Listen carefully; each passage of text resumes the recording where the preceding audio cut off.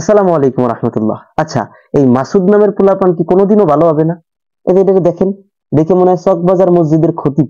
ভাজা মাছটা উল্টেই খাবার পারে না, অথচ ঘটনা কি ঘটাই দিছে। মানে এই পোলার নাম হইলো মাসুদ। পুরো অনেকটা কি জানি নাম আছে, ডাক নাম মাসুদ, মাসুদ নামে সবাই চেনে। সে হইলো একজন সমন্বয়ক, কেন্দ্রীয় সমন্বয়ক।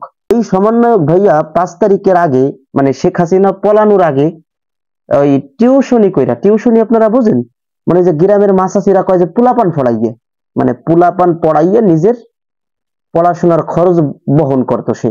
অবশ্যই এটা প্রশংসার দাবিদার যে সে নিজের পরিবারের প্রতি প্রেসার ক্রিয়েট করতো না, সে নিজেরটা নিজেই যোগান দিত, মাসাল্লাহ। কিন্তু ঘটনা ঘটছে অন্য জায়গা।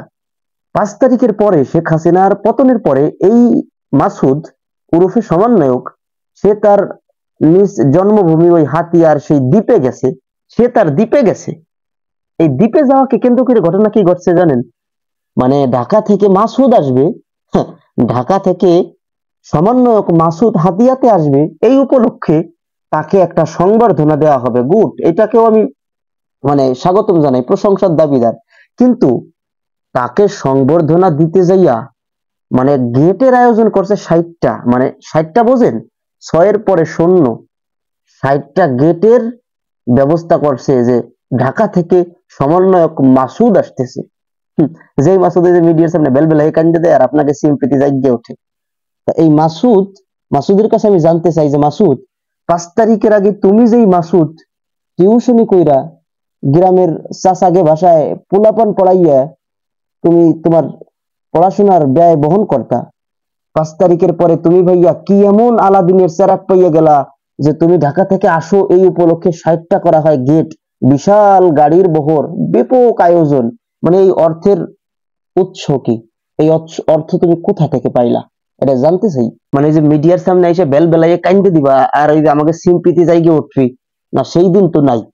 মানে আমরা শুনি, মানুষ কয় আমাকে, কালকেও নগর কান্দারতে একজন আমার কবা লাগছে যে আগে ওরা 250 টাকার চটি স্যান্ডেল পরতো আর এখন ওরা 5000 টাকার শুজ পরে। এই টাকার উৎস কি আমিও জানতে চাই। যে যেই মাসুদ 5 তারিখের আগে পোলাপান পড়াইয়া নিজের পড়াশোনার যোগান দিত, সেই মাসুদ 5 তারিখের পরে কি এমন আলাদিনের চেরাক পাইয়ে গেল যে যেই মাসুদ এখন কি কয় ঢাকা থেকে হাতিয়া যাবে, মাসুদকে 60টা গেট করে সংবর্ধনা দিতে হয়, ব্যাপক আয়োজন, বিশাল গাড়ির বহর। তো এই অর্থটা কি আসমান ফুটে হইয়া পড়ে নিচে, আল্লাহ মাফ করো, নাউজুবিল্লাহ, নাকি জমিন ফুটে ওঠে? 16 বছরের অপ্রতিরোধ্য স্বৈরাচারী হাসিনার পতনের আন্দোলন তো আমরাও করছি, কাজেই আমাদের তো জানার অধিকার আছে। তুমি সমন্বয়ক হইছো, শুধুমাত্র সমন্বয়ক হইলেই যদি এইভাবে 60টা গেট করা যায়, বিশাল গাড়ির বহর নিয়ে জন্মভূমিতে যাওয়া যায়, তা আমাকেও যাওয়ার মন চায়। মানে এই টাকা কোথা থেকে আসে? দেশে আমরা একটা 3 রাতের মেলা মিলিয়ে দিছি, তো ওই 3 রাতের মেলা মিলানোর সুযোগ নাই। মানে তোমরা সবাই সাধু, দোষ খালি হাসিনেন না। আরে বেটা, তোরা 3 মাসও ক্ষমতা পাসনি, তোরা যা শুরু করছো, তোরা যদি হাসিনার মতো এই অপ্রতিরোধ্য স্বৈরা শাসন পাইতি, এই এই ক্ষমতার মজা পাইতি, তোরা তো বাংলাদেশের সব মানুষই মেরে লাইতি। তো ওই সুদূর বুদুর চলতো না, মিডিয়ার সামনে এসে কাইন্দে দিবা আর আমাকে সেম্পিতি উঠলে উঠবে। তুমি টিউশনি করে নিজের পড়াশোনার যখন যোগান দিতা, তুমি এখন 60টা বানাও গেট, বিশাল গাড়ির বহর নিয়ে যাও, টাকা পাও কোথায়? বন্ডামির দিন শেষ, লাইভে এসে এগুলো বলতে হবে তোদের।